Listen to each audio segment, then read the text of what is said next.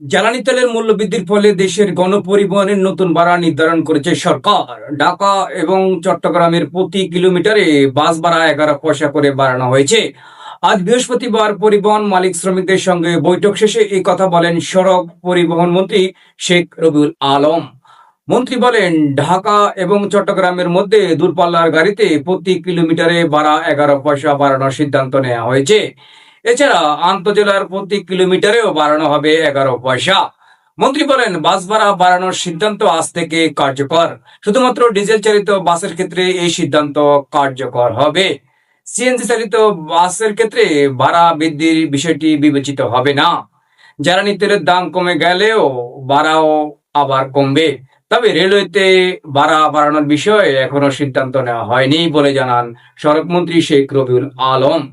ঢাকা ও চট্টগ্রাম মহানগরে বাস ও mini বাসের ভাড়া প্রতি কিলোমিটারে 2 টাকা 42 পয়সা থেকে বেড়ে হয়েছে 2 টাকা 53 পয়সা। অন্যদিকে দূরপাল্লার পথে বাস ভাড়া কিলোমিটারে 2 টাকা 12 পয়সা থেকে বেড়ে হয়েছে 2 টাকা 23 পয়সা। এর আগে দুপুর 12টায় সচিবালয়ে সড়ক পরিবহন ও মহাসড়ক বিভাগের সম্মেলন কক্ষে এ বিষয়ে সভা শুরু হয়।